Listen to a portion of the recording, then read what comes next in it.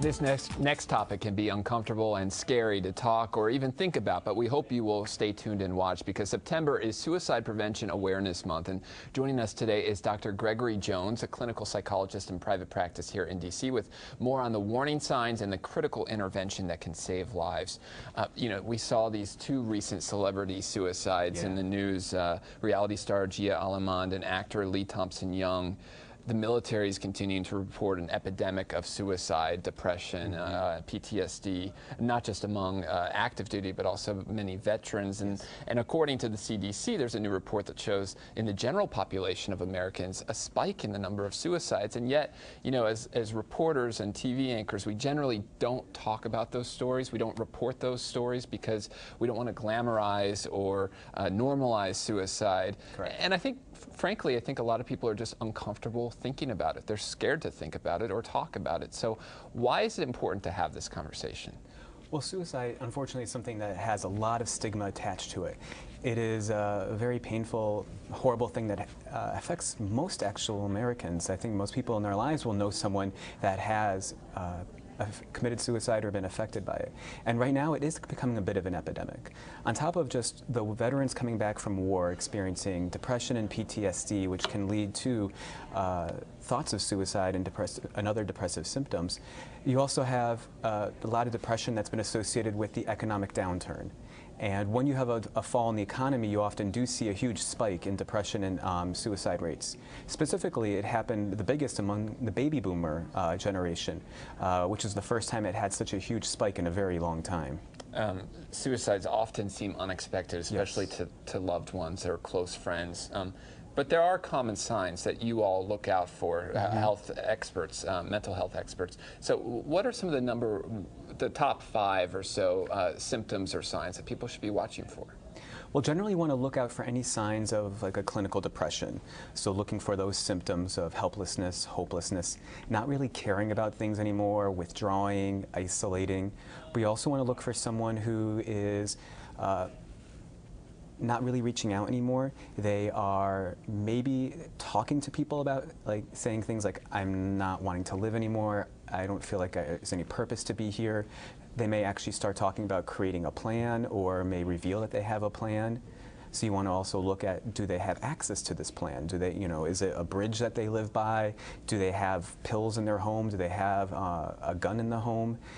So if you know these things, you do want to definitely intervene. I think it's interesting you mentioned the gun in the home, because we so often, in the recent year or two, we've talked so much about gun violence. Yes. And there's a lot of emphasis on homicides and gun violence against others. And yet the suicide rate by gun is just staggering. If someone has a gun in their home, there's a higher likelihood that they can complete suicide. Yes. The more lethal the means that someone attempts with, the higher they are likely to succeed. Men have a much higher success rate in suicide, even though I don't want to call it success rate, more like completion rate, because of the fact that they are more likely to use lethal means. So they are most likely to attempt using a gun. What about demographics in terms of age? Is there, maybe many parents are watching right now, aside from the normal teenage angst, what should parents be looking for, especially in teenagers? Teenagers, you want to look for, again, the signs of depression, social isolation, withdrawal. You want to look for changes in like appetite and sleep. But also, are they giving away important belongings, things that are really personal to them? Do you find that they're maybe saying goodbye to people or leaving morbid things like on any social media? When looking at Gia, for example, people were able to see that on Twitter, she had left some things that were alluding to the fact that she was contemplating suicide. And when we see that, or we hear someone make a comment that strikes us as strange or not natural or out of the ordinary for them, we should see that as an opportunity. And I think some advice that you give is that you shouldn't attempt to argue that individual out of committing suicide or completing suicide. Instead, you should let them know why you care, how much you care, and let them know that you're there for them. Listen to them. Yeah, you want to give them that sense of empathy and show that you are someone who genuinely cares about them. And you need to take their threats seriously. A lot of times people will be like, oh, you're just joking, you don't really mean it. Or you may say something like, you have a lot to live for.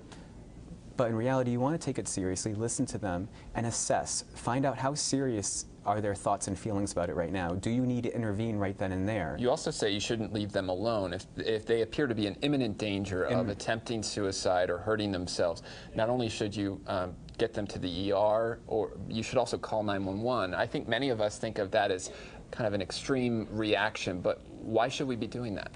I think an extreme reaction is having a dead friend or a dead loved one. In this situation, is someone that you care about. Would you rather see them dead or safe? And if they're an imminent threat to themselves, please call 911. Please go to the emergency room and take them there yourselves to have them assessed. It's better to be safe than sorry. And of course, always an idea to reach out to a professional therapist or clergy or school counselor or others who might have expertise. Yes, and you want to go with whoever they're going to be the most comfortable with. If it's someone who's very religious, they may feel more comfortable speaking to someone from the clergy. If they're in school, it might be their school counselor. Otherwise, get a psychologist, a social worker, a therapist, someone that can intervene and really help the person and provide them strategies and ways to help improve their mental health and make them feel better. Dr. Gregory Jones, thanks so much. And if folks want to learn more about Dr. Jones's practice, you can go to his website, drgregoryjones.com. And also, we want to just have one final note. If you are having suicidal thoughts or need help, you can call the National Suicide Prevention Lifeline. That's 1-800-273-8255. Or if you're concerned about someone you love, you can also find a lot of resources at suicidepreventionlifeline.org.